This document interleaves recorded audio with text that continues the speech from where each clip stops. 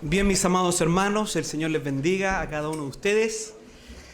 Disponemos entonces nuestros corazones, nuestras mentes, nuestros pensamientos para la palabra del Señor, para comenzar este día santo, este día bendito, ¿no es cierto?, estudiando, mirando de la palabra de Dios. Bien, mis amados hermanos, llegamos a un punto importante en este largo estudio que hemos tenido acá en la iglesia acerca de la teología del pacto. Hoy es una clase, yo diría, fundamental, ¿no es cierto?, en todo lo que hemos venido enseñando ya hace varios meses que estamos estudiando este tema. Y hoy ya comenzamos a estudiar el último pacto, ¿no es cierto?, conocido como el nuevo pacto, que es, ¿no es cierto?, donde todos los otros pactos encuentran su cumplimiento. Y que es el pacto donde nosotros hoy día estamos caminando. Nosotros hoy día nos relacionamos con Dios a través de las condiciones que hoy día vamos a conocer del nuevo pacto. Nosotros hoy día disfrutamos del nuevo pacto. Por eso que, si bien es cierto, todos los pactos bíblicos son importantes y acá le hemos dado bastante atención a cada uno de ellos, pero dentro de la importancia de todos ellos, este sin duda es el más importante porque, como digo, en él encuentra su cumplimiento todos los otros pactos. En este pacto encuentra su cumplimiento la promesa que se vino revelando en todos los otros pactos que hemos estudiado. El nuevo pacto es la consumación del gran plan de redención y Cristo es el mediador de este pacto. Entonces, hoy día partimos y le vamos a dar una atención especial, le vamos a dar un tratamiento especial a este pacto. Vamos a tomar un par de semanas para conocer bien de qué se trata el nuevo pacto, cuáles son las condiciones de este nuevo pacto.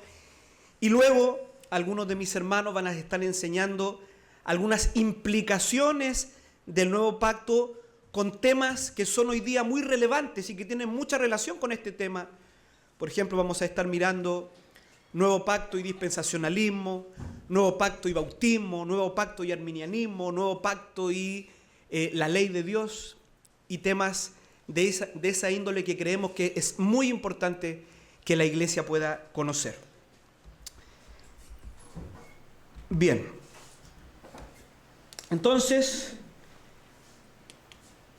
aquí tenemos, ¿no es cierto?, nuestro texto clave que ya lo dejamos introducido la semana pasada, ¿no es cierto? Este es el texto clave que anuncia el nuevo pacto desde el antiguo pacto, ¿no es cierto? Este es un pasaje de Jeremías, ¿no es cierto?, el que dice: he aquí, vienen días, dice Jehová, en los cuales haré nuevo pacto con la casa de Israel y con la casa de Judá, no como el pacto que hice con sus padres el día que tomé su mano para sacarlo de la tierra de Egipto, porque ellos invalidaron mi pacto. Y este pacto continúa y hoy lo vamos a conocer con mayor atención.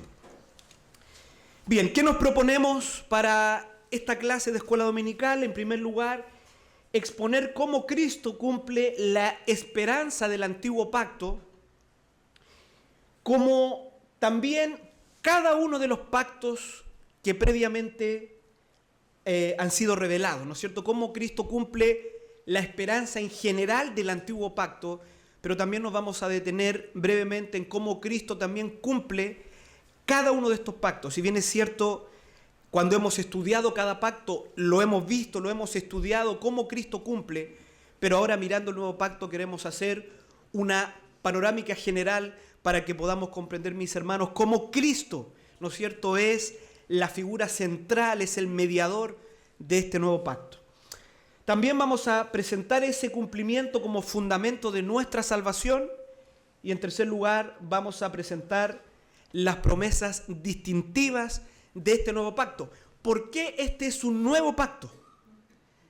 ¿Qué es lo que tiene distinto al antiguo pacto y a cada uno de los pactos que hemos estudiado?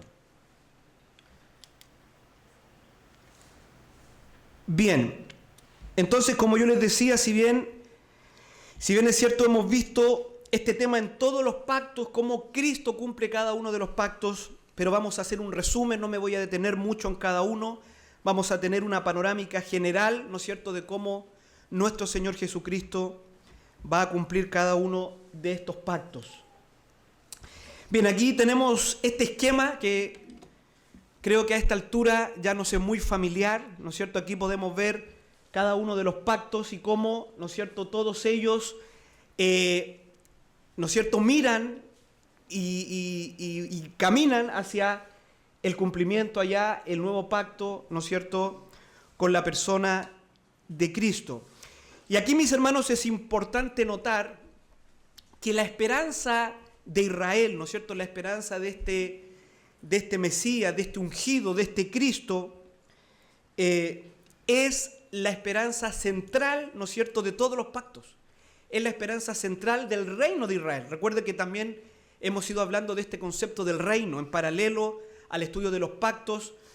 Este nuevo pacto es la esperanza, ¿no es cierto?, tanto de todos los pactos apuntan hacia este nuevo pacto, pero también es la esperanza del reino de Israel que se hace mucho más concreta posterior al reino davídico, ¿no es cierto? Y esa era la esperanza del pueblo. Los pueblos, el pueblo de Israel esperaban al hijo de David, esperaban el cumplimiento, ¿no es cierto?, de la promesa de Dios. Y aquí quiero citar, ¿no es cierto?, a uno de los autores que hemos seguido también para mirar este tema. Sam Renihan, me parece muy interesante la forma que él explica el desarrollo de los pactos en un sentido amplio, ¿no es cierto? Y él va a decir una cita como la que tenemos acá, un poquito larga, pero síganme ahí, ¿no es cierto? Es muy interesante lo que él dice. Él dice, voy a leer acá mejor, para no estar mirando hacia allá.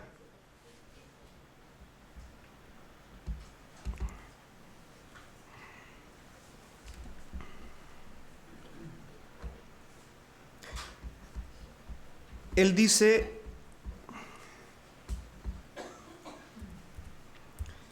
el progreso de los pactos antiguos, desde Abraham hasta Moisés y hasta David, expandió la tipología de esta promesa de una forma amplia y estrecha. De forma amplia, todo el reino de Israel y sus pactos eran típicos. Como asevera Hebreos 10:1, la ley solo tiene la sombra de los bienes futuros y no la forma misma de las cosas.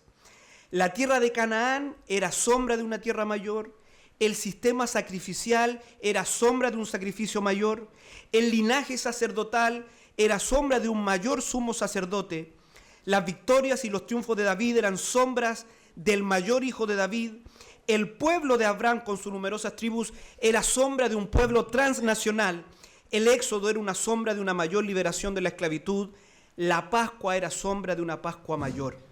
La ley, es decir, el reino de Israel, incluyendo los pactos abrámicos, mosaico y davídico, era una sombra terrenal, no la verdadera forma de las realidades celestiales. Entonces, ahí vemos cómo, a través de este comentario, este autor nos va diciendo que todos estos pactos, ¿no es cierto?, que tenemos ahí, si bien es cierto, todos tienen su contextualización y cada uno los hemos estudiado y tienen sus realidades inmediatas, ¿no es cierto? Por ejemplo, si pensamos en el pacto davídico, bueno, ahí tenemos a David, tenemos a Salomón construyendo un templo para Dios, ¿no es cierto?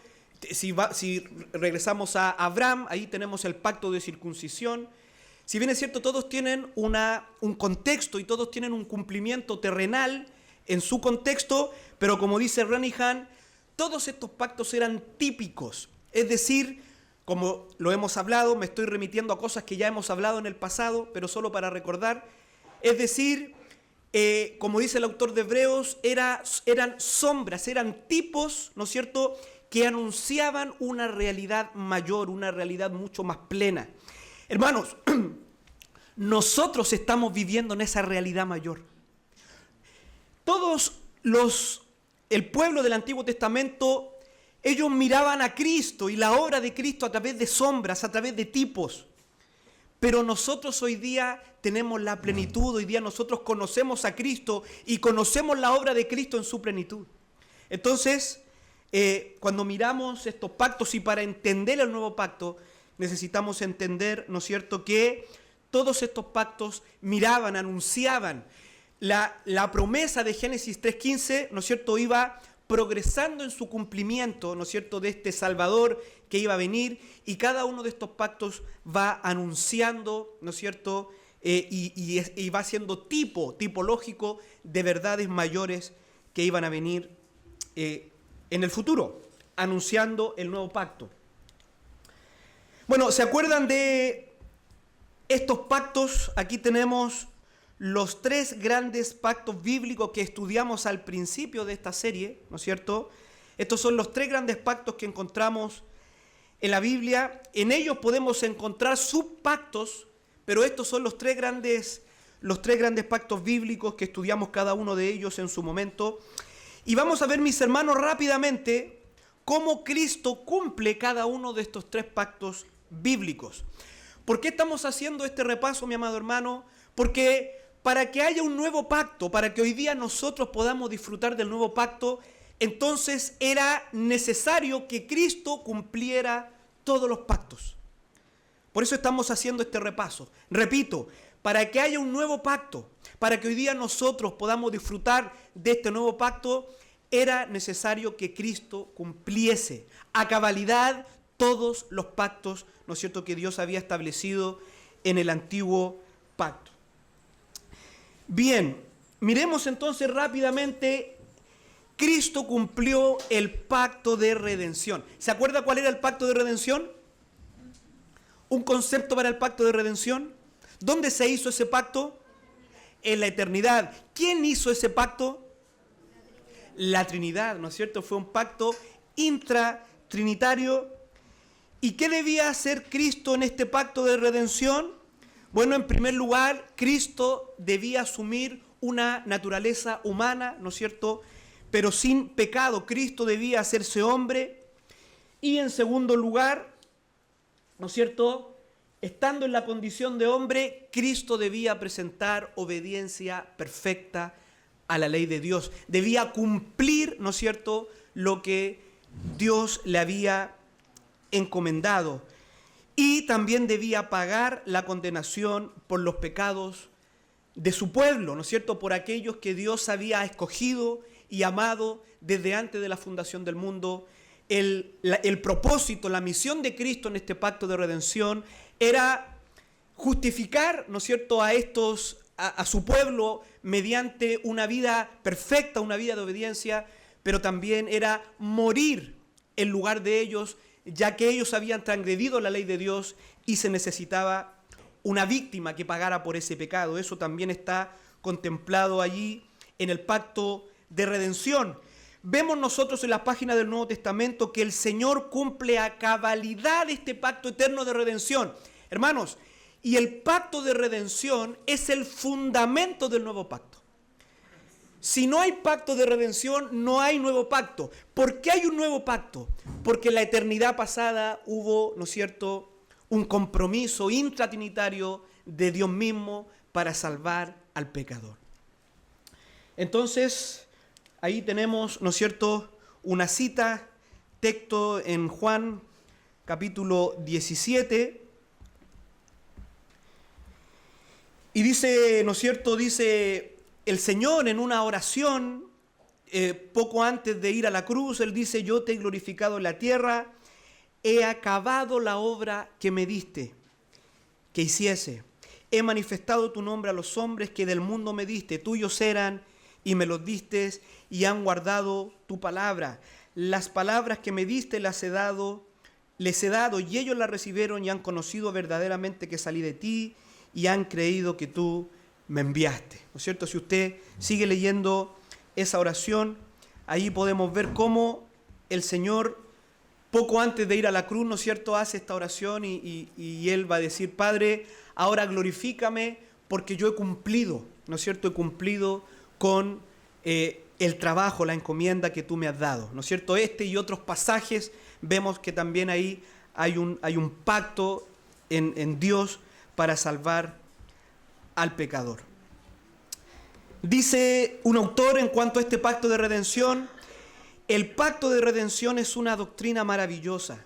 Lo que el Padre planeó, el Hijo lo cumplió y el Espíritu lo aplica.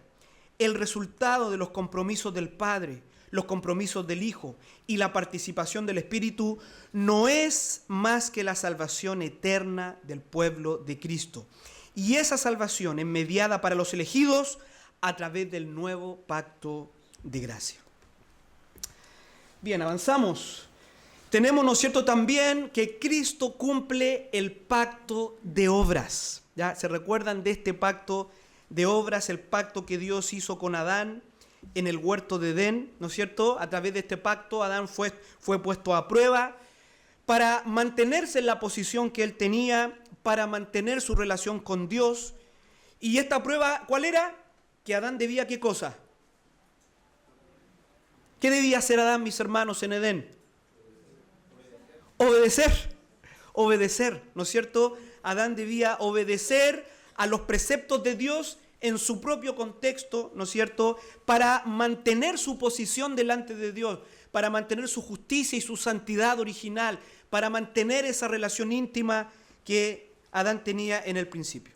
Pero bueno, como todos sabemos, Adán desobedeció a Dios, rompió el pacto y cayó de su posición original, ¿no es cierto? Adán pierde este estado de gracia delante de Dios, este estado de justicia y santidad original. Pero Cristo es presentado en el Nuevo Testamento como el postrer Adán o como el segundo Adán. ¿Por qué? Porque Cristo paga, ¿no es cierto?, por la transgresión de Adán en primer lugar, y en segundo lugar obedece lo que Adán no pudo obedecer. Entonces, en ese sentido también, Cristo cumple el pacto de obras. Cristo cumple la condición de obediencia que se le había puesto a Adán. Cristo fue probado y pasó la prueba, fue obediente en todo, fue obediente hasta la muerte, y por tanto, este postrer Adán, así como Adán representa la vieja creación, ¿no es cierto?, la humanidad caída, ahora este postrer Adán, ¿no es cierto?, gana la salvación para su pueblo y representa a su pueblo delante de Dios. Este postrer Adán logra lo que el primero no logró. Si Adán hubiese obedecido, hubiese mantenido su posición, ¿no es cierto?, delante de Dios. Adán en ese momento tenía la vida. Cristo, ¿no es cierto?, cumple, logra ganar la vida eterna a través de su obra y también representa y logra la vida eterna por todo el pueblo, ¿no es cierto?, que ahora Él representa. Entonces, Cristo es el nuevo Adán porque Él cumplió el pacto de obras. Como alguien dijo alguna vez, hermanos, somos salvos por obras, ¿no es cierto? Y aquí los protestantes y los evangélicos nos podemos escandalizar. Sí, somos salvos por obras, pero por la obra de Cristo, ¿no es cierto? Por la obra de Cristo, por eso somos salvos y que para nosotros en realidad es gracia de Dios. Hermanos, voy rápido con esto, ahí están los pasajes, todo esto lo vimos, estoy haciendo un resumen, dedicamos mucho tiempo a cada uno de estos pactos, de estos temas, por eso voy rápido. Quiero focalizarme más en lo que es propio del nuevo pacto, pero es necesario también recordar todas estas verdades. Cristo cumplió también la promesa, ¿no es cierto?, que tenemos en Génesis 3:15, la primera promesa de gracia.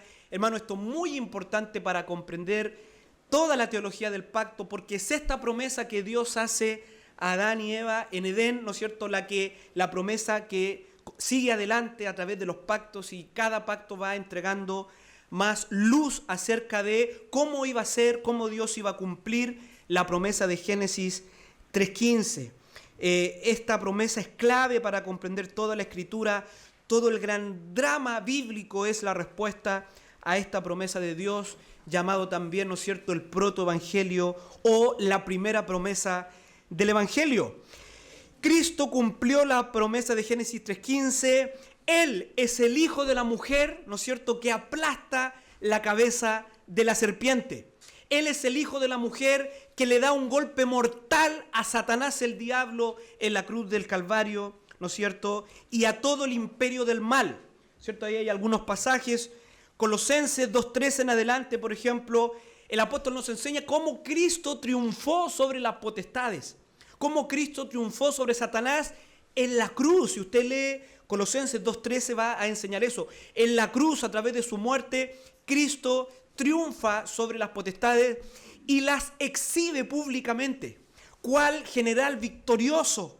¿No es cierto? Cristo exhibe públicamente a las potestades malignas, ¿no es cierto?, a través de la victoria que Él logra en la cruz del Calvario. Hebreos 2:14, ¿no es cierto?, vemos que dice el autor de Hebreos que Cristo a través de su muerte destruyó a aquel que tenía el imperio de la muerte, esto es, a Satanás, el diablo. Entonces Cristo es este hijo de la mujer que vencería y aplastaría a la serpiente. Ahora bien, aquí tenemos este conocido el ya, pero todavía no. ¿En qué sentido? Porque aunque Satanás recibe un golpe mortal en la cruz, todavía tenemos a Satanás, ¿no es cierto?, en medio nuestro como león rugiente buscando a quien devorar.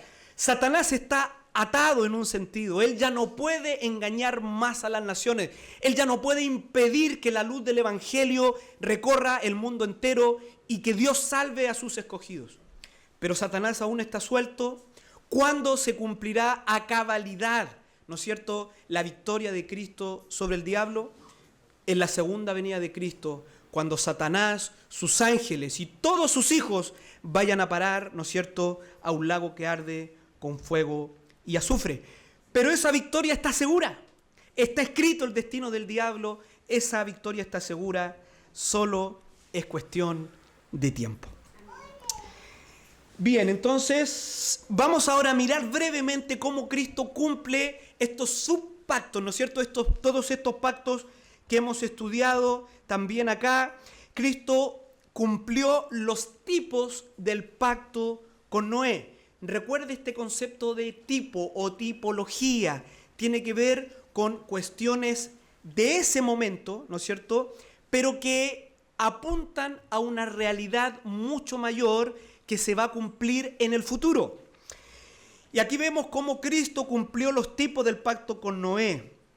Veíamos en su momento que en este pacto Dios se comprometió, en primer lugar, a proveer las condiciones climáticas necesarias para que su plan de salvación se llevara a cabo. La venida del Salvador y el cumplimiento de las promesas de salvación necesitaban un mundo regular y estable. ¿Se acuerdan el pacto con Noé? Por eso Dios se compromete, ¿no es cierto?, que Él no iba a destruir la tierra a través del agua, que se iba a mantener el día y la noche, la siega y la cosecha.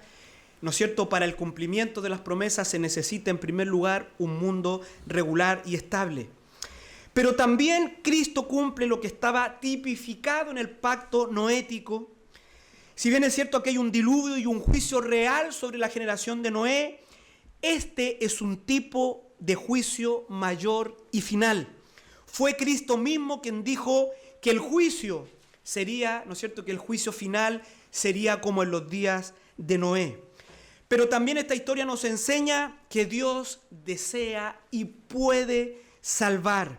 El arca, mi amado hermano, simboliza a Cristo, ya que quienes están en Él pueden ser salvos de la ira y de la condenación que viene sobre el mundo. Dios salvará a un pueblo, guardará a un pueblo en medio de su juicio y de su ira sobre los malvados, ¿no es cierto? Entonces, Cristo va a cumplir también los tipos que vemos en allá la historia y el pacto de Dios con Noé. Cristo también va a cumplir el pacto abrahámico. ¿Ya? Cristo es el cumplimiento del pacto de Dios con Abraham. No me voy a detener mucho acá. Dedicamos, creo que 4 o 5 estudios solo para estudiar el pacto de Dios con Abraham. Solo decir que, según los autores inspirados del Nuevo Testamento, Cristo es la simiente prometida a Abraham. Y todos quienes están unidos a Cristo por la fe son los verdaderos hijos de Abraham y herederos de todas las promesas hechas a Abraham. Es vital comprender este pacto, hermanos, para comprender toda la teología bíblica. Allí, ¿no es cierto?, en el pacto de Dios con Abraham, está el Evangelio en el Antiguo Testamento. Eso dice Pablo en Gálatas, ¿no es cierto?, que Dios le declaró a Abraham el Evangelio.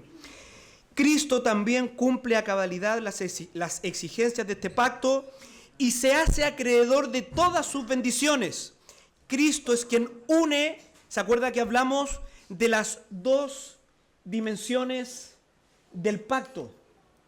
¿No es cierto? Cristo es quien une estas dos dimensiones del pacto, abrámico. Veíamos en su momento cómo a Abraham se le prometió el pacto de gracia o el nuevo pacto, pero lo que se le entregó de inmediato fue un pacto de circuncisión, un pacto de obras. ¿Se acuerdan? A Abraham se le promete, se le anuncia el pacto de gracia, pero se le entrega en su momento y en su contexto un pacto de circuncisión, un pacto de obras. Eso es muy importante para comprender el pacto abrámico. Por una parte se le anuncia algo, una promesa futura, espiritual, se le anuncia el Evangelio, se le anuncia un nuevo pacto, pero por otra se le entrega un pacto de circuncisión, ¿no es cierto? Y ese pacto de circuncisión se hace con Abraham y con su descendencia física, ¿no es cierto? Con su descendencia física. Posteriormente de ese pacto de circuncisión se desarrolla el pacto mosaico. El pacto de circuncisión es la base para todo el desarrollo que luego va a venir del pacto mosaico. Entonces, como Cristo fue un hijo físico de Abraham y obedeció cabalmente a las demandas del pacto de circuncisión y en su defecto al pacto mosaico, es que Él puede también cumplir las promesas espirituales hechas a Abraham. Esto es, traer el pacto de gracia que le había sido prometido a Abraham. Cristo también cumple el pacto con Moisés. Cristo cumple el pacto mosaico. Veíamos en su momento que el pacto mosaico tenía distintas finalidades, ¿no es cierto? Tenemos ahí, como aparece en la presentación, tenemos, ¿no es cierto?, en primer lugar, el pacto mosaico busca resguardar la simiente prometida a Abraham, ¿no es cierto? Busca resguardar esta simiente física y tenemos también este cumplimiento porque Cristo es este descendiente de Abraham. Cristo es hijo físico de Abraham. Luego, ¿no es cierto?, el pacto mosaico nos muestra también la necesidad de cumplir el pacto de obras, ¿no es cierto? La necesidad de cumplir el pacto de obras. Bueno, Cristo va a obedecer perfectamente el pacto de obras. También el pacto mosaico nos muestra la incapacidad del hombre para obedecer este pacto. Incapacidad de obediencia perfecta a la ley de Dios, ¿no es cierto? Por lo tanto, por cuanto el hombre desobedece a este pacto mosaico, ¿cuál era el castigo por la desobediencia? La maldición de Dios. ¿Ya? Maldito cualquiera, todo aquel que desobedezca la ley de Dios en un solo precepto. Por lo tanto, el pacto mosaico también le mostraba al hombre que era imposible que transgredió la ley de Dios y por lo tanto la ira de Dios y la condenación y la maldición de Dios estaba sobre aquel transgresor del pacto. Pero ¿qué es lo que hace Cristo? ¿No es cierto? Vemos allá en Gálatas 3:13 que Él, ¿no es cierto?, toma esta maldición y que Él, ¿no es cierto?, sufre el castigo, la ira y la maldición por los transgresores de la ley, ¿no es cierto? Por lo tanto, aunque Cristo obedeció perfectamente el pacto mosaico, Él mismo se entrega en favor de aquellos que habían transgredido el pacto mosaico. Y también vemos en este pacto mosaico la necesidad de un sacrificio por el pecado. Vemos todo este sistema sacrificial, ¿no es cierto?, de animales, que lo vemos en el pacto mosaico, en el Antiguo Testamento, y cómo ese sistema sacrificial, todo ese derramamiento de sangre de los animales, está apuntando, ¿no es cierto?, hacia uno que viniera y que satisfaciera y que solucionara definitivamente el problema del pecado. Como dice el autor de Hebreos, los sacrificios de toros, de machos cabríos, ¿no es cierto?, nunca podían cubrir completamente el pecado. Por eso tenían que hacerse sacrificio día tras día, semana tras semana, año tras año. Pero todo ese sistema que está en el pacto mosaico apuntaba, ¿no es cierto?, hacia un sacrificio mayor, hacia un solo sacrificio, ¿no es cierto? Lo vemos ahí, ¿no es cierto?, en Hebreos capítulo 10, que con un solo sacrificio Cristo hizo perfectos para siempre a los santificados. Entonces, todas estas finalidades de la ley, Cristo las cumplió. Cristo mismo dijo: no he venido a abrogar o derribar la ley, sino a cumplirla. Y luego Romanos 10 dice que Cristo es el fin de la ley. Entonces, mis amados hermanos, Cristo cumplió también el pacto mosaico. Luego también Cristo va a cumplir el pacto davídico. Ya este está un poquito más fresco en nuestra memoria, este lo vimos hace poquito. Cristo también va a cumplir el pacto davídico, ¿no es cierto? Como veíamos en su momento, a David se le prometió un rey, un reinado, un trono perdurable, y que ese rey levantaría casa para Dios. Estas tres promesas, ¿no es cierto?, de un rey, un reinado y un templo, se cumplen todas en la persona de Cristo. Cristo, ¿no es cierto?, también fue el único que pudo cumplir la condición de este pacto. ¿Se acuerdan lo que se le demandaba a los reyes de Israel? Ninguno de ellos lo pudo cumplir, ni siquiera David, menos aún Salomón. Pero Cristo, ¿no es cierto?, es ese rey que cumple y obedece perfectamente a Dios. Luego de su obra, Cristo ha sido coronado, se ha sentado a la diestra del Padre para reinar. Cristo reina sobre toda la creación, pero siendo en este tiempo la manifestación visible de ese reinado, la iglesia, su pueblo. La iglesia es la manifestación visible del reinado actual de Cristo. Cristo hoy está sentado a la diestra del Padre, reinando, ha sido coronado de gloria, de honra, y Cristo reina, y la iglesia, ¿no es cierto?, es la manifestación de ese reino visible. Un día este reino, que ya se ha acercado en la primera venida de Cristo, que ya se ha inaugurado en la primera venida de Cristo, se establecerá en su plenitud en el cielo nuevo y la tierra nueva, donde mora la justicia. Entonces, Cristo también cumple el pacto davídico. Bien, resumiendo entonces, aquí tenemos una cita de un autor llamado Jeffrey Johnson. Él dice: solo Cristo es el cumplimiento de la simiente prometida de la mujer, el pacto abrámico, el pacto mosaico, el pacto davídico. Por tanto, solo estando unido espiritualmente a Cristo por la fe, puede cualquier persona, judío, gentil, niño o no, llegar a ser un verdadero miembro de la familia espiritual de Abraham, heredero de la herencia prometida y de esa forma un miembro del pacto de gracia. ¿Se entiende ahora, mis hermanos, mucho más aquella conversación de Cristo con los caminantes de Emaús? ¿Se acuerda que dice que les abrió el entendimiento y le abrió las escrituras para ver cómo toda la escritura hasta ese momento, ¿no es cierto?, Moisés, los salmos, los profetas, todos ellos hablaban de Cristo. Cada pacto habla de Cristo, cada pacto se cumple en la persona de Cristo. En Él se reúnen y se cumplen todas las promesas de Dios en la antigüedad, en el Antiguo Testamento o en el Antiguo Pacto. Y el Nuevo Testamento, mi amado hermano, es enfático para enseñar esta gran verdad.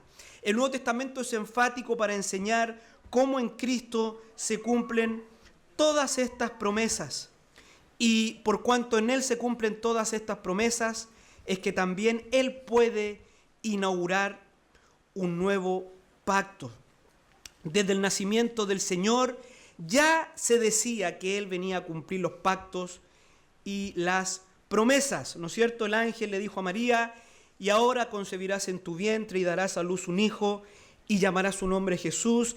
Este será grande y será llamado Hijo del Altísimo, y el Señor Dios le dará el trono de David su padre. Ahí está, ¿no es cierto?, la promesa a David. Y reinará sobre la casa de Jacob para siempre, y su reino no tendrá fin. Entonces María dijo: engrandece mi alma al Señor, y mi espíritu se regocija en Dios mi Salvador. Socorrió a Israel su siervo, acordándose de la misericordia de la cual habló a nuestros padres, para con Abraham y su descendencia para siempre.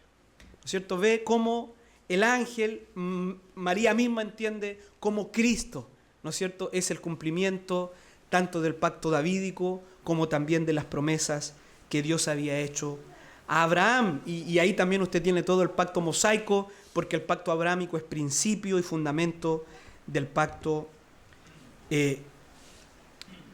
mosaico. Oh, perdón, creo que eso estaba leyendo, no lo había cambiado. ¿Ya? Ahí estaba, ese es el texto que estaba leyendo acerca de María, ¿no es cierto? Como ahí podemos ver en estos textos del Nuevo Testamento cómo el ángel anuncia el cumplimiento de parte de Cristo de este pacto con David, y María misma, ¿no es cierto?, ella entiende acerca de que Cristo también es el cumplimiento del pacto abrahámico, ¿ya?, del pacto de Dios con Abraham. Dice: acordándose de la misericordia de la cual habló a nuestros padres, para con Abraham y su descendencia para siempre. ¿Ya? Entonces ahí vemos un pasaje de los muchos pasajes que tenemos en el Nuevo Testamento de cómo Cristo es el cumplimiento de todas las promesas. Bien, eso fue un resumen, ¿ya? Eso fue un resumen de todo lo que vimos en semanas anteriores acerca de los pactos. Eso fue un recordatorio de cómo Cristo cumple todas las promesas y todos los pactos de Dios. Entonces, mis amados hermanos, porque Jesús cumplió con todas las condiciones del antiguo pacto, ¿ya? Cuando yo hablo de antiguo pacto, estoy hablando de todos los pactos del Antiguo Testamento, ¿ya? Aunque, ¿no es cierto?, se destacan abrámico, mosaico y davídico, pero en general son los pactos y las promesas del Antiguo Testamento. Porque Jesús cumplió las condiciones del antiguo pacto, y porque Él es el cumplimiento de todas las promesas hechas, ¿no es cierto?, en este antiguo pacto, entonces ahora se nos puede prometer un nuevo pacto. Se nos puede prometer un nuevo pacto. Bien, entonces vamos mis hermanos, ¿cuáles son las novedades? ¿Cuáles son las novedades? ¿Qué es lo nuevo de este nuevo pacto? ¿Por qué se habla de un nuevo pacto? ¿Cuáles son las novedades que tiene este nuevo pacto? Y lo primero que vamos a hacer, vamos a ir a los textos claves del nuevo pacto en el contexto del antiguo pacto. Y vamos a leer dos pasajes. Acompáñenme a Ezequiel capítulo 36. Ezequiel capítulo 36. Vamos a leer del versículo 25 al verso 27. Usted puede leer el texto en su mayor contexto. Recuerde, lo hablábamos la semana anterior, recuerde que los autores del Antiguo Testamento escriben en clave del Antiguo Testamento. Los autores del Antiguo Pacto escriben en el lenguaje y en el contexto de su propio tiempo, ¿no es cierto?, del Antiguo Pacto.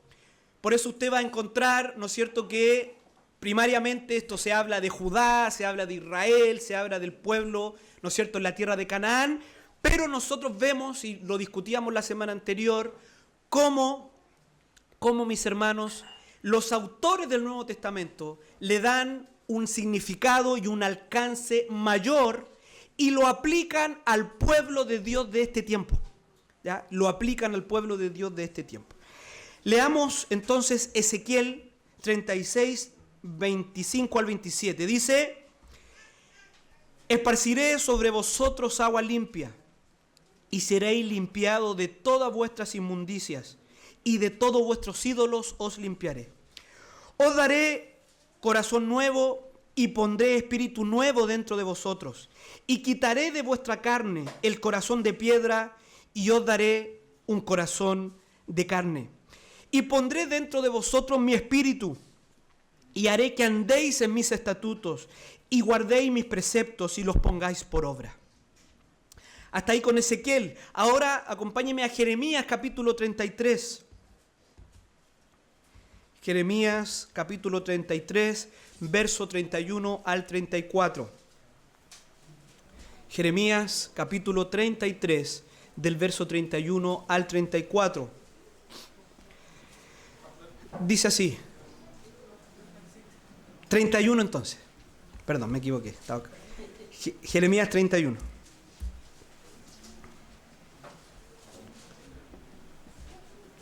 Ahí sí, ¿no es cierto? Jeremías 31. Jeremías 31, del verso 31 al 34, dice: He aquí vienen días, dice Jehová, en los cuales haré nuevo pacto. ¿Ya? Este es el pasaje clave en donde se anuncia el nuevo pacto en el antiguo pacto, ¿no es cierto? Y a través de este pasaje nosotros podemos ver lo que se anunciaba, cuáles iban a ser las condiciones de este nuevo pacto, cuál iba a ser este nuevo trato de Dios con su pueblo. Recuerden, volvamos muy atrás al concepto de pacto, ¿ya? El concepto de pacto tiene que ver en cómo Dios se relaciona con el hombre, cuáles son las condiciones de Dios, cuál va a ser, ¿no es cierto?, cuáles van a ser las condiciones en específico en cómo Dios va a tratar con el hombre.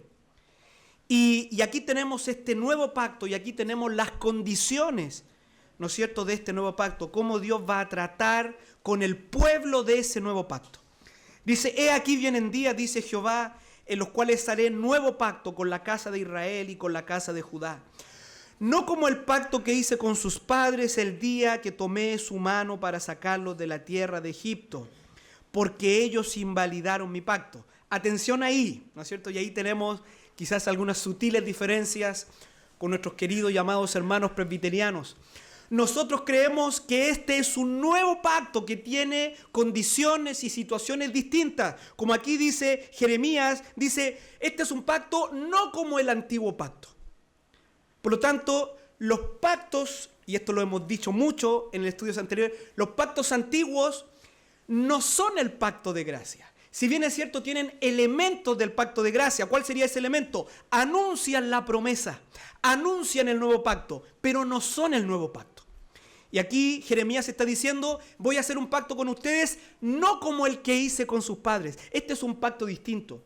Por eso que el autor de Hebreos va a decir muchas veces: este es un pacto superior, este es un pacto distinto, tiene mejores promesas, mejores promesas. Entonces, verso 32, no como el pacto que hice con sus padres el día que tomé su mano para sacarlo de la tierra de Egipto, porque ellos invalidaron mi pacto. Los pactos antiguos estaban sujetos a la obediencia. Y vemos cómo Israel, tanto el pueblo como sus líderes, cayeron una y otra vez e invalidaron este pacto porque las condiciones de este pacto o de estos pactos estaban sujetos a la obediencia del receptor de este pacto. Pero el pueblo, el Israel nacional, invalidó este pacto a causa de su desobediencia. Dice el Señor: aunque fui yo un marido para ellos, dice Jehová. Verso 33, y aquí está el texto clave. Pero este es el pacto que haré con la casa de Israel después de aquellos días, dice Jehová. Daré mi ley en su mente y la escribiré en su corazón. Y yo seré a ellos por Dios y ellos me serán por pueblo.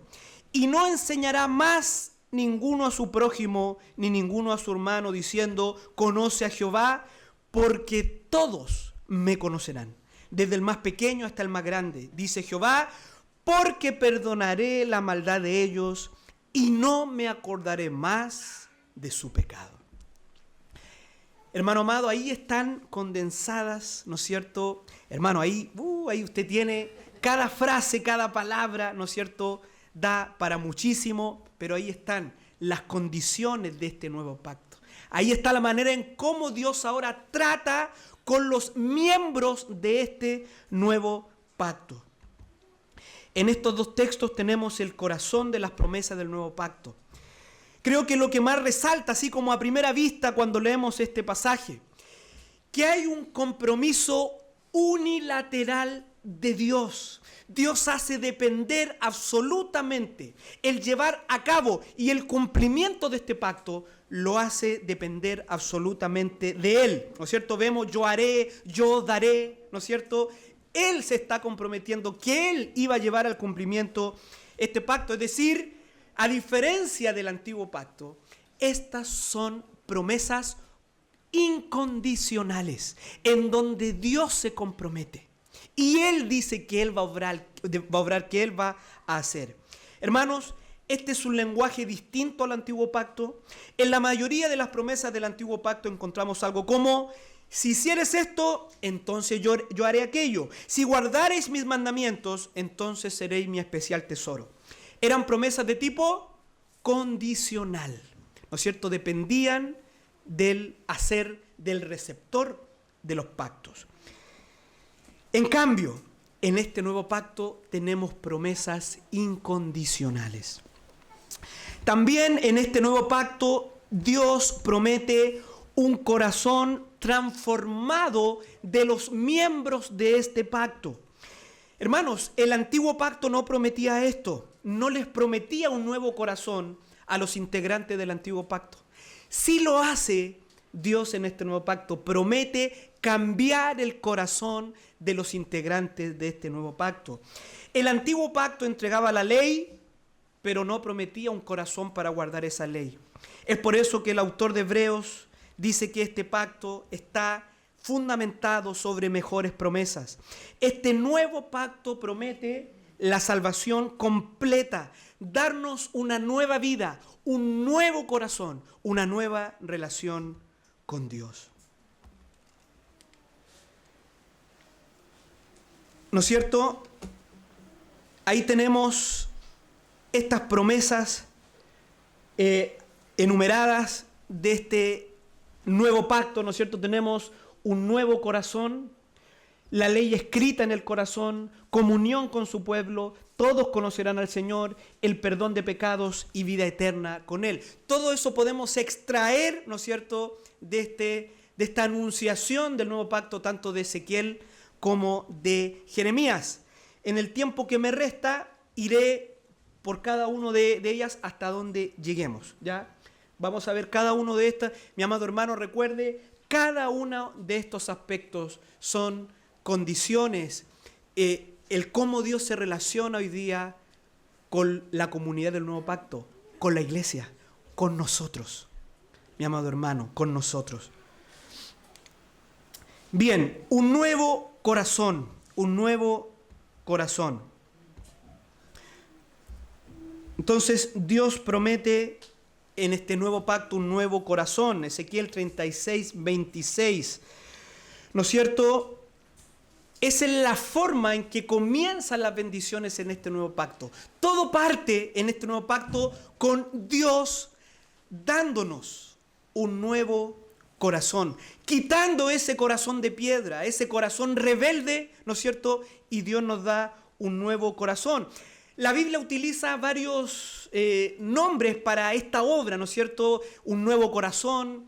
Hablamos aquí también de un nuevo nacimiento, una nueva creación. Aquí está también el concepto de regeneración.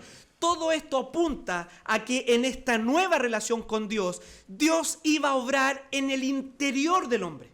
Dios iba a sacar ese corazón impío, incrédulo, ese corazón que no ama a Dios, y lo iba a transformar en un corazón de carne, en un corazón sensible a Dios, a su palabra. ¿No es cierto? Dios iba a dar nueva vida al pecador, un nuevo nacimiento.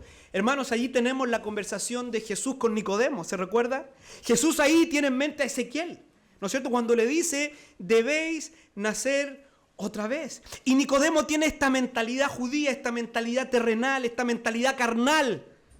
Pero ¿cómo yo siendo viejo voy a volver al vientre de mi madre? Y Jesús le dice, ¿cómo tú, siendo un maestro de escritura, no conoces estas cosas? Lo que Jesús está diciendo, oye, pero si esto está revelado en la Escritura, lo que yo te estoy diciendo está ahí en la Escritura, ¿cómo tú siendo un maestro no sabes de estas cosas? Pero allí, ¿no es cierto?, tenemos a Jesús hablando de esta regeneración, de este nuevo nacimiento. Esta idea, ¿no es cierto?, de Dios trayendo un nuevo corazón sobre su pueblo también está muy relacionada con el descenso y el derramamiento del Espíritu Santo de una forma distinta a como era en el Antiguo Pacto, dando su pie inicial, ¿no es cierto?, allá en Hechos capítulo 2, en el día de Pentecostés. En el Antiguo Pacto el Espíritu venía, reposaba sobre algunos reyes, sacerdotes, profetas y luego se iba. Pero en este nuevo pacto el Espíritu Santo iba a reposar continuamente, iba a ser una morada en nosotros, transformándonos desde adentro hacia afuera. Hermanos, en este nuevo pacto tenemos un nuevo corazón porque tenemos al Espíritu Santo obrando. Es el Espíritu Santo el agente de este nuevo nacimiento, el agente de la regeneración. ¿Y cómo se produce esto? Por medio de la proclamación de la palabra, ¿no es cierto? A través del Evangelio, Dios nos hace nuevas criaturas. Es interesante este lenguaje, nueva criatura o nueva creación, nacer de nuevo.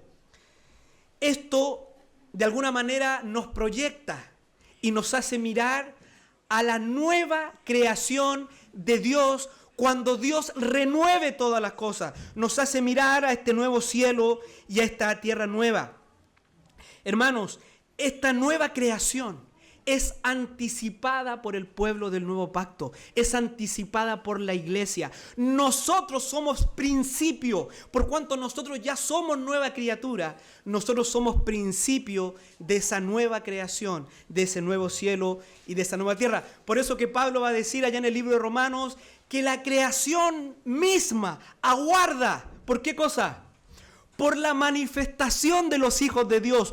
Porque la creación va a seguir el mismo destino que cuando los hijos de Dios lleguen a ser lo que tienen que ser.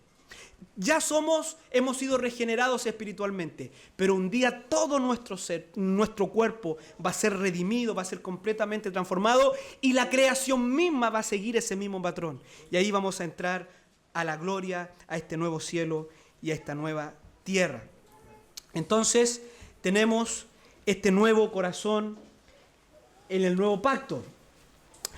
Luego tenemos la ley escrita en el corazón. ¿Ya? Esta es otra bendición. No le vamos a llamar más condición, le vamos a llamar bendición. Esta es otra bendición del nuevo pacto. La ley escrita en nuestros corazones. ¿No es cierto? ¿Qué pasaba en el antiguo pacto? ¿Dónde estaba escrita la ley? En las tablas de piedra. ¿No es cierto? Ahí estaba la ley, pero en este nuevo pacto Dios se ha comprometido en escribir su ley en nuestros corazones, ¿no es cierto? Esa es una bendición de este nuevo pacto. Dios va a transformar nuestras vidas y por cuanto nuestro corazón ha sido transformado, por cuanto su ley va a ser escrita de una forma especial en nuestros corazones, entonces es que los miembros de este nuevo pacto, amado hermano, escuche esto, van a amar la ley de Dios. Los miembros del nuevo pacto se caracterizan porque aman la ley de Dios y porque se deleitan en obedecer la ley de Dios. Miren lo que dice allá el Salmo 119, versículo 97. Salmo 119, verso 97, ¿no es cierto? Va a decir, oh, dice el salmista, cuánto amo yo tu ley, todo el día es ella mi meditación. Y en el Salmo 1, ¿qué tenemos? ¿Qué hace el varón de Dios? ¿Qué hace con la ley de Dios? Medita en ella de día y de noche y se deleita en ella. Hermanos amados, los miembros del nuevo pacto, por cuanto la ley de Dios ha sido escrita en sus corazones, aman y se deleitan en la ley de Dios. Hermanos, y hemos leído de personajes o personas del antiguo pacto. El pueblo de Dios en todos los tiempos, el verdadero pueblo de Dios, en este caso el remanente espiritual del antiguo pacto, se caracterizó por amar la ley de Dios. Esto nos debe salvaguardar de un error. Los hijos de Dios salvados por gracia, por medio de la fe, cuyo corazón ha sido transformado y ama la ley de Dios, no está reservado solamente para el nuevo pacto. Si bien es cierto, en el nuevo pacto esto se masifica y todos los integrantes del nuevo pacto tienen la ley de Dios escrita en sus corazones y aman la ley de Dios y obedecen la ley de Dios, esta realidad espiritual también la podemos encontrar en el antiguo pacto. Hemos leído, ¿no es cierto?, del salmista que ama la ley de Dios. Cuando miramos, por ejemplo, los hombres de Dios del antiguo pacto, David ama la ley de Dios y todos aquellos que fueron salvados. La diferencia es que ahora en el nuevo pacto, todos los miembros que componen este nuevo pacto tendrán un corazón transformado y amarán la ley de Dios. Hermanos, nótese aquí esto muy importante, aunque vamos a tratar este tema más profundamente en el futuro. Nótese que no hay un cambio de ley. Cristo no vino a cambiar la ley. ¿De qué ley están hablando los profetas? ¿Qué ley va a ser escrita en el corazón de los miembros de este nuevo pacto? No es una ley distinta a la que Dios ya ha dado. No es una ley distinta a la que se ha dado. Es la misma ley moral de Dios. ¿No es cierto? Que podríamos decir que está condensada y resumida, ¿dónde? En el Decálogo, en los 10 mandamientos. Pero en el nuevo pacto esa ley ya no estará escrita en piedra, sino en el corazón del creyente. Y por esta razón, los miembros del nuevo pacto la aman y la obedecen. Los 10 mandamientos, incluyendo el 4º mandamiento. Hermano, nos hace ahora más sentido las palabras. Nosotros los jueves estamos estudiando Primera de Juan. Nos hace más sentido cuando el apóstol dice, el que dice yo le conozco. Mire, relacione con los profetas. El que dice yo le conozco y todos me conocerán y no guarda sus mandamientos, el tal es mentiroso y la verdad de Dios no está en él. Fíjese cómo Juan liga el conocer a Dios a guardar sus mandamientos. Es exactamente la promesa del nuevo pacto. Para Juan ya se está cumpliendo. Juan está mirando el nuevo pacto y él dice, los verdaderos creyentes de este tiempo son aquellos que guardan los mandamientos de Dios, que aman a Dios y guardan sus mandamientos. Esos son los integrantes de este nuevo pacto. Pero ya Jeremías lo había predicho, que todos le conocerán y en el nuevo pacto todos guardarán los mandamientos de Dios porque su ley estará escrita en sus corazones. ¿Cómo podemos saber que conocemos a Dios? ¿Cómo podemos saber que nosotros somos integrantes de la comunidad del nuevo pacto? Es que guardamos los mandamientos de Dios. Amamos a Dios y guardamos sus mandamientos. ¿Y por qué guardamos sus mandamientos? Esto ya no es gravoso para nosotros, no es un lastre, no es una carga. Amamos los mandamientos de Dios porque amamos a Dios y porque su ley está escrita en nuestros corazones. Evidentemente, mi amado hermano, no de una manera perfecta, ¿no es cierto? Todos nosotros seguimos fallando, seguimos cayendo, seguimos transgrediendo los mandamientos de Dios. Gracias a Dios, Cristo ha pagado por todos nuestros pecados. Pero el integrante del nuevo pacto, el creyente, el miembro de este nuevo pacto, se caracteriza porque ama la ley de Dios, porque ama la palabra de Dios y procura obedecerla. Procura obedecerla. Luego tenemos, ¿no es cierto? También veíamos ahí comunión con su pueblo. Dios promete tener comunión con su pueblo. Dice Jeremías, yo seré a ellos por Dios y ellos serán mi pueblo. Eso habla, mi amado hermano, de intimidad. En este nuevo pacto hay un sentido especial, particular, que no existía en el antiguo pacto, de una comunión íntima y especial con Dios, de su pueblo, en este nuevo pacto. De tal manera, ¿no es cierto?, que dice Pablo, podemos decir, Abba, Padre. De tal manera que cuando Cristo enseñó a orar a sus discípulos, les dijo, Padre nuestro, ¿no es cierto?, que estás en los cielos. El mismo profeta Isaías ya había anticipado en Isaías 56:5, dice, yo les daré lugar en mi casa y dentro de mis muros, y nombre mejor que el de hijos e hijas, nombre perpetuo les daré, que nunca perecerá. ¿no es cierto? En este nuevo pacto tenemos una relación con Dios superior a lo que cualquier integrante del antiguo pacto pudo tener. Los integrantes del antiguo pacto tenían que ir a un templo físico, tenían que sacrificar animales, ¿no es cierto? Tenían que llegar a través de mediadores humanos, a través de los sacerdotes, los sumos sacerdotes. En cambio, en este nuevo pacto, a través de la persona de nuestro Señor Jesucristo, de este mediador, nosotros tenemos entrada grande y libre y confiada a la misma presencia de Dios. Nosotros hoy día podemos disfrutar de una relación íntima y plena con Dios en este nuevo pacto. Somos integrantes de la familia de Dios. ¿Se acuerdan allí lo que Lucas en capítulo 8 va a decir cuando dicen, Señor, tu familia, tus hermanos te buscan? Y el Señor, ¿qué va a decir? Estos son mi familia. Los que hacen la voluntad de Dios, estos son mis hermanos. Intimidad, una familia, comunión. Es importante notar que este es un pacto, mi amado hermano, que crea comunidad. Es un pacto que crea un pueblo.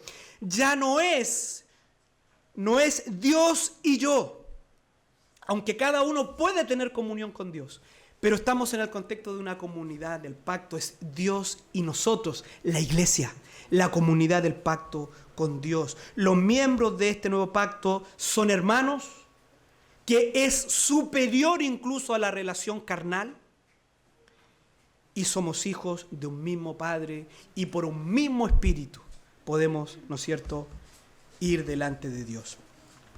Hermanos, y el cumplimiento final y la expresión más plena de esta comunión de Dios con su pueblo la encontramos en Apocalipsis capítulo 21, verso 3, donde leemos, y oí una gran voz del cielo que decía, he aquí el tabernáculo de Dios con los hombres, y Él morará con ellos, y ellos serán su pueblo, y Dios mismo estará con ellos como su Dios. ¿No es cierto?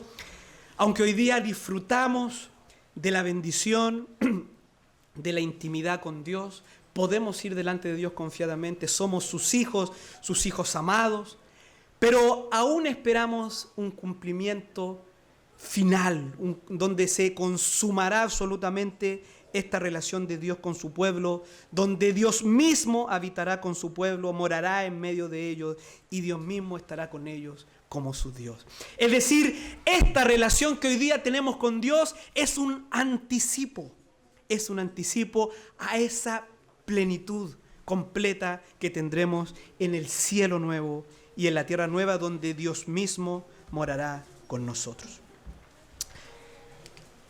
También, ¿qué nos promete este nuevo pacto? Nos dice que todos los miembros de este nuevo pacto conocerán al Señor. En el antiguo pacto, ¿qué tenemos en cuanto a los miembros de la comunidad del pacto? Tenemos una membresía mixta, ¿no es cierto? Podríamos decir incluso, la gran mayoría del Israel étnico no conocía al Señor. Por eso que una bendición de este nuevo pacto, y todos me conocerán. Es decir, todos los miembros de este nuevo pacto me conocerán, ¿no es cierto?, en una relación íntima, tendrá una relación. Recuerde este texto escalofriante que tenemos allá en Mateo capítulo 7, que una de las razones de los excluidos, ¿se acuerdan? Señor, en tu nombre echamos fuera demonios, hicimos, ¿y qué le va a decir el Señor? No los conozco. Es decir, nunca fueron miembros, ¿no es cierto?, de la comunidad del pacto, porque en este nuevo pacto todos me conocerán, todos me conocerán. Entonces, podríamos decir, relacionándolo con el antiguo pacto, que la gran mayoría incluso del Israel étnico no conocía al Señor en un sentido espiritual. Un remanente sí lo conocía, ese remanente que siempre Dios se reservó. Pero ahora en el nuevo pacto, producto de la obra de regeneración que Dios se ha comprometido a hacer en todos los miembros de su pueblo, es que ahora todos conocerán al Señor. Todos los miembros del nuevo pacto tendrán una relación íntima con el Señor, porque Dios mismo habita en nosotros, ¿no es cierto? Cristo allá a los discípulos que cuando Él se fuere y venga el Espíritu, Él estará con ustedes y en ustedes. ¿No es cierto? El Espíritu Santo ha hecho morada en nosotros y también a través de Él, de su obra, es que nosotros conocemos a Dios. Dice, ¿no es cierto?, Juan 17:3. Dice, ¿no es cierto?, que esta es la vida eterna, que te conozcan a ti, el único Dios verdadero, y a Jesucristo a quien has enviado. En el nuevo pacto todos sus miembros tienen vida eterna. En el nuevo pacto no hay alguien que sea parte del nuevo pacto y no tenga vida eterna en sí. Eso lo discute Pablo también en Romanos capítulo 8. Si alguien no tiene el Espíritu de Cristo, no es de Él. En el nuevo pacto, todos los miembros de este nuevo pacto tienen vida eterna porque todos conocen a Dios y a su Cristo por medio de la fe. Y por último, ¿no es cierto?, tenemos otra gran bendición en este nuevo pacto. Vemos allá Jeremías, en donde va a decir que ya no me acordaré más de los pecados de ellos. En este nuevo pacto, Dios se compromete a perdonar y a olvidar todos los pecados de los miembros de este nuevo pacto. Miren, busque por favor Miqueas capítulo 7, cómo también los profetas, veíamos la clase anterior, cómo los profetas anuncian este nuevo pacto. Miqueas capítulo 7, verso 18 al 20. Miqueas capítulo 7, verso 18 al 20, cómo el profeta también anticipa esta tremenda bendición de que en este nuevo pacto todos nuestros pecados serían perdonados. Dice Miqueas 7, 18, ¿qué Dios como tú, que perdona la maldad y olvida el pecado del remanente de su heredad? No retuvo para siempre su enojo, porque se deleita en misericordia. Él volverá a tener misericordia de nosotros, sepultará nuestras iniquidades y echará en lo profundo del mar todos nuestros pecados. Cumplirá la verdad a Jacob y a Abraham la misericordia que juraste a nuestros padres desde tiempos antiguos. ¿Se da cuenta cómo los profetas hablan en clave de pacto? Cómo ellos dicen, esto lo prometiste en el pasado, lo vas a cumplir en el futuro. Y tenemos este dulce cumplimiento. Hebreos, por favor, acompáñenme. Hebreos capítulo 10, verso del 12 al 14. Hebreos capítulo 10, verso 12 al 14. Dice, pero Cristo, habiendo ofrecido una vez para siempre un solo sacrificio por los pecados, se ha sentado a la diestra de Dios. De ahí en adelante, esperando hasta que sus enemigos sean puestos por estrado de sus pies, porque con una sola ofrenda hizo perfectos para siempre a los santificados. Ahí está, mi amado hermano, esta bendición del nuevo pacto con una sola ofrenda, la ofrenda del cuerpo, de la sangre, de la vida de nuestro Señor Jesucristo, que a través de su sacrificio vicario ha perdonado todos los pecados de su pueblo, todos los pecados de su pueblo, de los miembros de este nuevo pacto. Una sola ofrenda, mis hermanos. El antiguo pacto era ofrenda tras ofrenda, sacrificio tras sacrificio. Nunca terminaba de limpiar la maldad del hombre, pero en el nuevo pacto, con una sola ofrenda, nos hizo perfectos para siempre, en el sentido, ¿no es cierto?, de el perdón de nuestros pecados. Esa, mi amado hermano, es la gloria del nuevo pacto. Eso es lo que lo hace superior. El autor de Hebreos dice que tenemos un mejor pacto con mejores promesas, con un mejor mediador, porque Cristo es el ministro y mediador de este nuevo pacto. Y ya terminando, mis amados hermanos, por último, tenemos que los miembros de este nuevo pacto tienen vida eterna con Él, ¿no es cierto? Tienen vida eterna con Él, que fue siempre el propósito de Dios, desde el principio, ¿no es cierto?, desde la creación del hombre. Ya tenemos allí que Cristo ha prometido ir a preparar lugar para nosotros. Si bien es cierto, hoy día tenemos vida eterna en nosotros, pero vamos a conocer la plenitud de todo esto cuando Cristo venga por segunda vez. Y leemos allá en Apocalipsis capítulo 22, verso 3, y no habrá más maldición, y el trono de Dios y del Cordero estará en ella, y sus siervos le servirán, y verán su rostro, y su nombre estará en sus frentes. No habrá allí más noche, y no tienen necesidad de luz de lámpara ni de luz de sol, porque Dios el Señor los iluminará y reinará por los siglos de los siglos. Hermanos amados, en este nuevo pacto tenemos vida eterna. ¿Se acuerdan? El apóstol Juan escribo para que sepáis que tenéis vida eterna. Todos los miembros de este nuevo pacto tienen vida eterna, conocen a Cristo, ¿no es cierto? Pero al mismo tiempo miramos, ¿no es cierto?, a la consumación total y absoluta de esta vida cuando estemos en la presencia misma de Dios. Entonces, mis amados hermanos, pero mientras esperamos aquel gran día, estamos llamados a vivir como aquellos que han sido bendecidos con el nuevo pacto. Amada iglesia, yo acabo de describir la bendición que usted y yo tenemos hoy día. La bendición que usted y yo tenemos hoy día, todas estas bendiciones, ¿no es cierto? Un nuevo corazón, la ley escrita en nuestros corazones, la regeneración. Todas estas bendiciones, mi amado hermano, una especial y nueva comunión con Dios, las tenemos hoy día. La vida eterna en nosotros son nuestras bendiciones. Aquellos que tienen un nuevo corazón, aquellos que tienen la ley de Dios en sus corazones y que aman la ley de Dios y la obedecen, aquellos que conocen al Señor, que tienen comunión con Él y pueden tener esa comunión por cuanto todos nuestros pecados han sido perdonados. Si usted es un miembro de este nuevo pacto, entonces está llamado a vivir como un miembro de este nuevo pacto. Si estamos en Cristo, el mediador y ministro de este nuevo pacto, estamos llamados a vivir como una nueva creación de Dios. Mis amados hermanos, podemos alabar al Señor porque a causa de nuestros pecados, el antiguo pacto nos condenaba. El pacto de obra nos condenaba a cada uno de nosotros. La maldición de la ley yacía sobre la cabeza de todos nosotros.